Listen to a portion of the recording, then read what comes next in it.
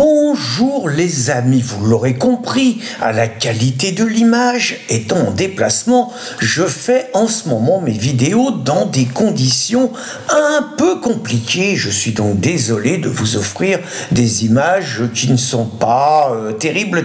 quoi. Mais rassurez-vous, le contenu va être à la hauteur. Rappelez-vous les amis, j'ai peut-être un petit nez, mais j'ai du pif. Et il y a quelques jours, je vous avais signalé l'instrumentalisation que les féministes gauchistes collabos allaient faire du sordide procès de Mazan et de cette terrible affaire où, pendant 10 ans, un mari, Dominique Pellicot, a drogué sa femme, l'a offerte à 200 personnes. Il y a 51 hommes qui passent devant les tribunaux et naturellement, le procès va durer un bon moment et c'est l'occasion pour les féministes, pour les médias et les gauchistes de montrer donc que les violeurs ne sont pas des migrants, ne sont pas des étrangers, ne sont pas des envahisseurs, mais sont des Français bien classiques et que finalement les viols c'est dans les familles, c'est dans la proximité, comme ils essayent de nous faire croire pour noyer le poisson.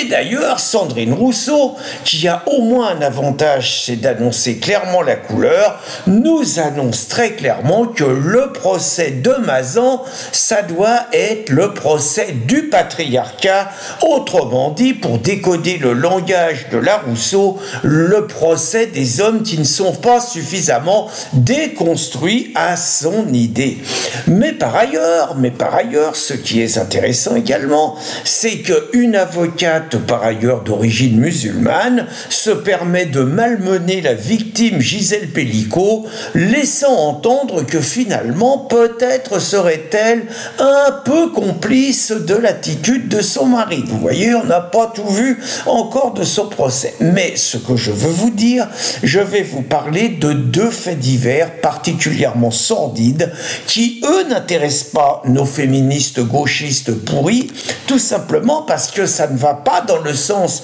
de leur idéologie et de la dénonciation du mâle blanc hétérosexuel français. Premier exemple terrible, il a été retrouvé dans le bois de Boulogne le corps d'une jeune fille philippine, 19 ans, étudiante portée disparue depuis le 20 septembre. Et il se raconte au niveau des témoins qu'on a vu quelqu'un avec une hache dans le bois de Boulogne, d'un type africain se promener dans la période aux alentours du 20 septembre. Bon,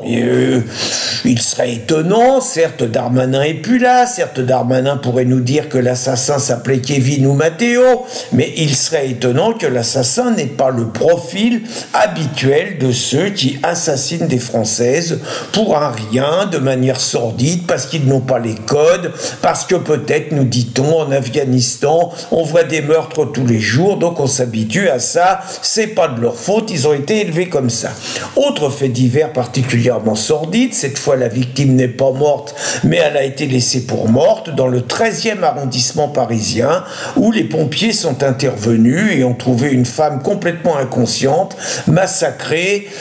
déshabillée, avec quelqu'un qui ne parlait pas français, une façon élégante de dire que le profil du gars c'est un Africain, naturellement, qui est probablement sous OQTF, qui est probablement en situation irrégulière, qui probablement n'avait rien à faire en France, mais qui était là pour le plus grand malheur d'une malheureuse qui était sans doute au mauvais moment, au mauvais endroit, comme ils disent.